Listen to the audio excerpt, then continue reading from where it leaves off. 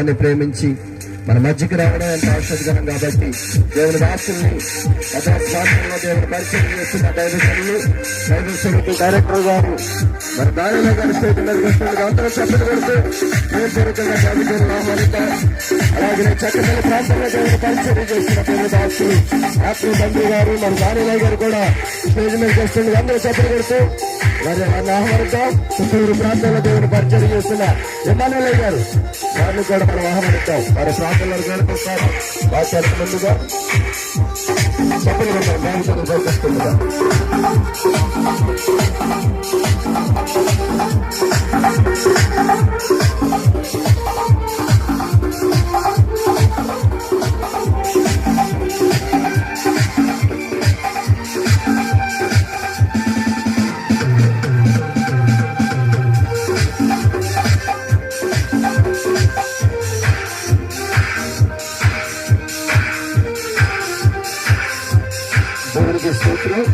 సమయము కొద్దిగా ఉంది కనుక దేవుని దాసులు మరి సమయాన్ని ఇద్దాం.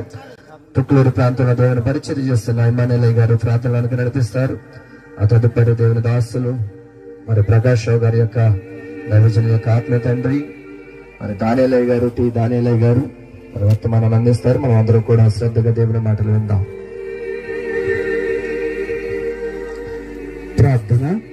ప్రార్థన.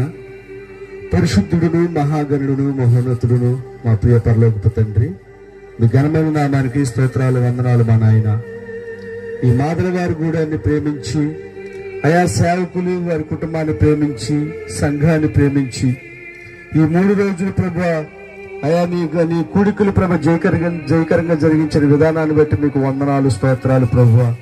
దైవ సేవకుల్ని ప్రభువా, మా సహవాస నాయకుల్ని ప్రభువా, అయా మా లాంటి జన సేవకులు నడిపించారు, మీకు వందనాలు స్తోత్రాలు.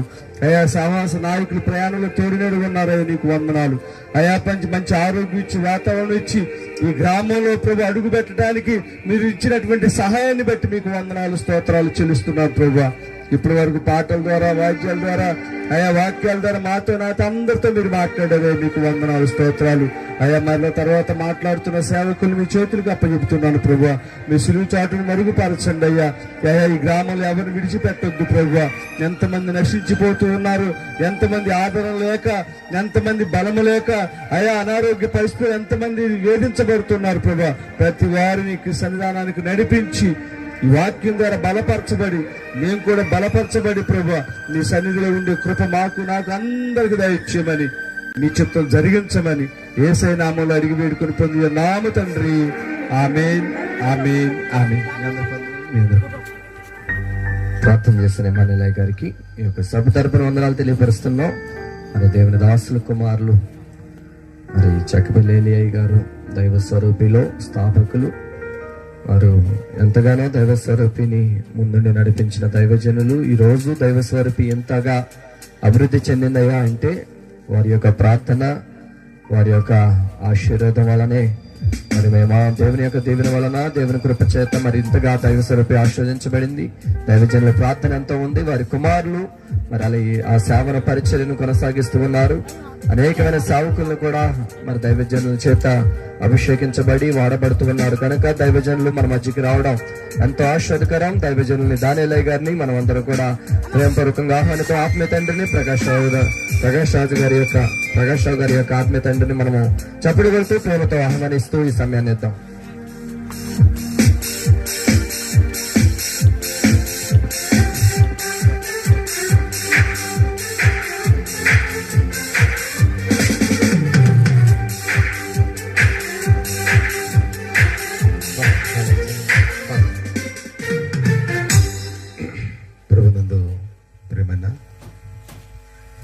దేవుని బిడ్డలారా,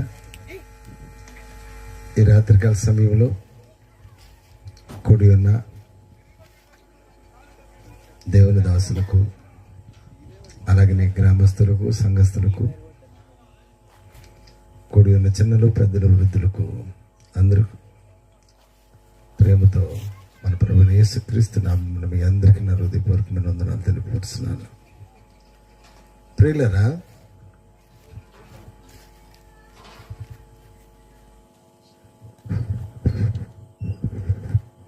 ప్రియులరా,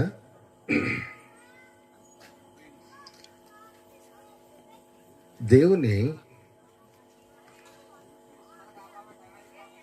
ప్రేరేపణ బట్టి ఈ యొక్క కూటల్ని ఏర్పాటు చేయాలని ఆలోచన. ఈ కూటం వల్ల ఒక ఆత్మ రక్షించబడాలని, ఆ ఆత్మ రక్షించబడితే జీవ కిరీటము అందుకోగలమని, ఒక బాబి నశించిపోవటం దేవునికి ఇష్టం కాదు గనక ప్రతి మనుషుడు రక్షించబడాలని ఆ ఆలోచన వారికి రావటం. మరి 11, 12, 13 ఈ 3 దినాలు సువార్తనటువంటి జ్ఞానము చేత దేవుని దాసులను పిలిచి కొన్ని ఆత్మీయ విత్తనాలు, మంచి గోధుమ విత్తనాలు జల్లితే ఆ విత్తనాలు భూమిలో పడి ఫలించి ఫలభరితమై రక్షించబడతాయని వారికి ఆలోచన రావటం, దేవుని సేవకులందరినీ కూడా తోడుకొని రావటం, మనం ఎంతో అదృష్టవంతులము. ప్రియులరా, దేవుని సేవకుడికి ఉన్నటువంటి ఆలోచన, నేను రక్షించబడ్డాను, అసత్యముల నుంచి సత్యములకు వచ్చాను, సత్యమును తెలుసుకున్నాను, ఆ మార్గంలో నడవాలని ఆలోచన కలిగి ఎందరో నశించిపోతున్నారు, ఎందరెందరో నశించిపోతున్నారు. అట్టి బిడ్డల్ని రక్షించడానికి దేవుని వర్తమానం అందించబోతున్నటువంటి విన్నటువంటి వ్యక్తులు ఎవరైనా మారకపోతారా అని ఆలోచన వారికి రావటం, ఆ ఆలోచనలు బట్టి దేవుడు ఇంతగా ఈ సమయాన్ని ఇలా వాడుకునడం మనం ఎంతో ధన్యత. ప్రియులరా, గుణలక్షణాలు ఎరగకుండానే, ఆ ఏ గుణములో ఉన్నాడో తెలియకనే, తన డిసిప్లిన్ తెలియకుండానే వివాహం అయిన తర్వాత తన గుణ లక్షణాలు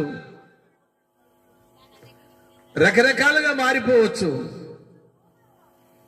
భయంకరమైనటువంటి విభక్తితో ఎన్నో శ్రమలు అనుభవించవచ్చు.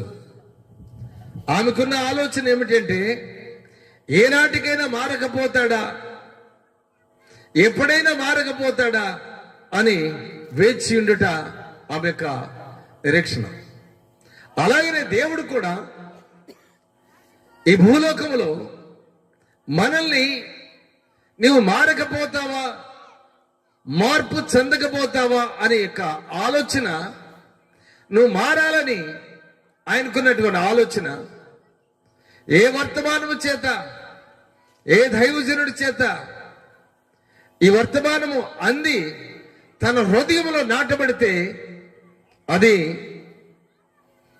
తనను రక్షించడానికి అవకాశం ఉంటుంది. అలాగనే ఈ గ్రామంలో స్వార్థ ప్రకటిస్తున్నటువంటి దేవుని దాసులు ప్రకాష్ గారు, ఆయన జర్నీలో ఒకే ఒక మాట ద్వారా ఆయన పట్టబడ్డాడు. ఆ మాట దేవుని దాసులు, నేను ఇంకొక అతను ఇద్దరం కలిసి మాట్లాడాను. నేను ఆయన ఇద్దరం కలిసి మాట్లాడిన సందర్భం అయిపోయింది. తదుపరి వచ్చి వారు ఉండి ప్రార్థనలో ఉన్నాడు. దేవుడు ఒక అద్భుతమైనటువంటిది ఆశ్చర్యకార్యాన్ని చేశాడు. ఏమి చేయకుండా అప్పు తీరిపోవటం. ఒక్కసారి సంతోషించి దేవుడు నీకు కుమారుని మళ్ళీ డోంట్ టచ్ అని చెప్పడం, దేవుడు అలాగనే కుమారుణ్ణి ఇవ్వటం, అప్పు తీరటం, వెళ్ళిపోతానన్న వ్యక్తి 3 సంవత్సరాలు దేవుని సన్నిధిలో ఉండి దేవుని దగ్గర ఉండి ప్రయాసపడి ప్రభు దగ్గర పశ్చాత్తాపడి ఈ గ్రామాన్ని చెప్పినప్పుడు యోగ చూడటానికి వచ్చినప్పుడు చూసి తదుపరి మరి ఆయన అభిషేకించడం జరిగింది. నేను గొల్లపూడయ్య గారు ఇంకా పెద్దలు దైవజనులు అలాగే వచ్చి అభిషేకించడం జరిగింది. ఈరోజు ఇలాగా ఎప్పుడో మేము ఈ కూటాలు ప్రారంభించిన దగ్గర నుంచి మొదలుకొని ఇప్పటి వరకు కూడా జర్నీ సాగుతూనే ఉన్నాం. మెడ్రాస్ దానిలయ్య గారు, నేను. ఆనాటి కాలంలో ఉన్నటువంటి విధానం 8 కాడి నుంచి 2 గంటల వరకు స్వార్థ అందించేవారు. ఇప్పుడు అంత టైమింగ్ లేదు కాబట్టి 9తోనే క్లోజ్ కనుక అతి తక్కువ సమయం గనుక ఉన్నవారు దేవుని వాక్యాన్ని జాగ్రత్తగా విని ఆ వాక్యము ద్వారా కడగబడాలని, రక్షించబడాలని, ఆ వాక్యము ద్వారా నీ కుటుంబాన్ని దేవుని సన్నిధికి నడిపింపబడాలని, నువ్వు ఏ స్థితిలో ఉన్నా ఆయన రక్షించబడని ఒకసారి తెలుసుకోవాల్సిన విషయం. ఆయన నిన్ను విడిపించగలిగిన సమర్థుడు. భయంకరమైనటువంటి విభక్తిలో ఉన్నటువంటి వ్యక్తులని, ఎన్నో సమస్యలో ఉన్నటువంటి వ్యక్తుల్ని దేవుడు రక్షించి ఈ స్థాయికి ఎలాగా నిలబెట్టుకున్నటువంటి స్థాయి ఎంతో గొప్ప అదృష్టవంతులం మనం. కనుక ఈ లోకములో నీవు ప్రయాసపడేది రాజ్యముల కొరకు, పరలోక రాజ్యముల కొరకు సంపాదించుకోవడానికి ఆ ప్రార్థన ద్వారా చాలా గొప్ప అదృష్టవంతులమని యేసు ప్రభువారు కూడా ఆయన 3 దినాలు అరణ్య ప్రాంతంలో స్వార్థ ప్రకటిస్తున్నాడు. 3 రోజులు జరిగిపోతున్నాయి. ఆఖరి రోజు ఇది, దీనికి కూడా ఆఖరి రోజు. ఈ 3 రోజులు జరిగిపోయిన తర్వాత శిష్యులు పిలిచి అంటాడు, ఆకలిగా ఉన్నారు, వారికి భోజనం ఏర్పాటు చేయమని చెప్పారు. ఏ బాబు, ఇప్పుడేమో సమయం కాదు, ఒకళ్ళెళ్ళి తేవాలన్నా షాపులు కూడా ఉండవు. ఇప్పుడు మీరు అలా చెప్తున్నారు కదా, వంట చేయాలని చాలా కష్టమే అని శిష్యులు సమాధానం ఇస్తారు. అప్పుడు ఆనాటి కాలంలో వాళ్ళ ఫుడ్ సెక్షన్స్ ఏంటంటే దొంతరు లాంటి బ్రెడ్లు ఎంత తేడాలు ఉంటాయి, చాలా బాగుంటాయి. అవి 5 రొట్టెలు, 2 చిన్న చేపలు. విశ్వాస హేతువులో ఉన్నటువంటి వ్యక్తి, తను తినడానికి తెచ్చుకున్నటువంటి వ్యక్తి ఆ 3 దినాల్లో పాపం తినడానికి కూడా మర్చిపోయాడు, తిండి కూడా మర్చిపోయాడు. ఈరోజు ఆకలి మర్చిపోయినటువంటి వారు ఎవరున్నారు? దయచేసి నేను ఆకలిని మర్చిపోయాను, ఆకలి అంటే నాకు తెలియదు అన్నవారు మీ చేయి చూపించగలరా? ఎవరు లేరా? సర్ప్రైజ్ లాంటి దేవుని సంతోషం. 5 విషయం ఏంటంటే, నా పాయింట్ ఆఫ్ లో అదేంటి నాకు తెలియదు, ఆకలి అనేది తెలియదు నాకు. చెప్పినా తీసుకుందాం అనే టైమింగ్ ఇచ్చినా అన్ని అక్కడ పెట్టేసి మర్చిపోతా. ఆకలి తెలియదు, మర్చిపోయేటువంటి సందర్భం ఉన్నది. అయితే ప్రియులరా, ఆ వ్యక్తి కూడా అలాంటి స్థాయిలో ఉన్నాడేమో, అతను మర్చిపోయాడు పాపం. ఈయన చెప్తున్నప్పుడు విని ఆ వ్యక్తి అరుస్తున్నాడు, అయ్యా నా దగ్గర రొట్టెలు చేపలు ఉన్నాయి అని అరుస్తున్నాడు. పక్కన ఉన్నటువంటి వ్యక్తులు ఆటంకపరుస్తున్నప్పుడు అణిసివేస్తున్నటువంటి సందర్భంలో అయినా సరే బిగ్గరగా అరుస్తున్నాడు.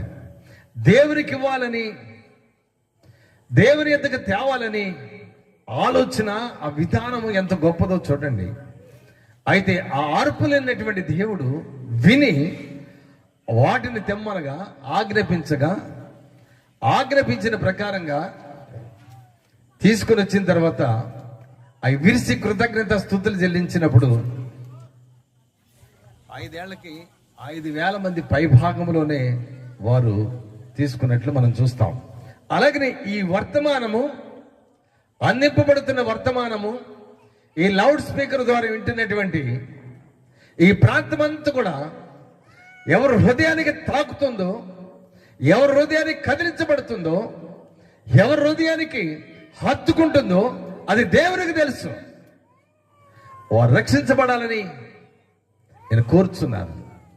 వారు ఏ సమస్యలో ఉన్నా, ఎలాంటి స్థితిలో ఉన్నా దేవుడు రక్షించేవాడని గమనించాలి. యేసయ్యా, నీవు రక్షించేవాడువట, నన్ను విడిపించేవాడువట, నీ యొద్దకు వస్తే నన్ను క్షమించగలిగిన వాడివి, పాపమునకు ప్రాయశ్చిత్తము చేయగలిగినటువంటి పాపరహితుడమైన దేవుడివి నీవేనలా.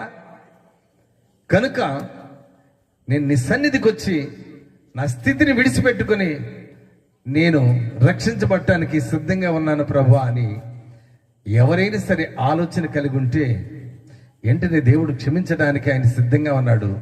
ఆయన క్షమించే దేవుడు, ఆయన రక్షించే దేవుడు. వారికి ఆహారం పెట్టినటువంటి రీతిగా, వారికి రక్షించిన రీతిగా అంతమందిని రక్షించిన దేవుడు మనల్ని రక్షించడానికి ఆయన సమర్థుడని మనం తెలుసుకోవాల్సిన విషయం. ఒక ఆత్మ రక్షించబడి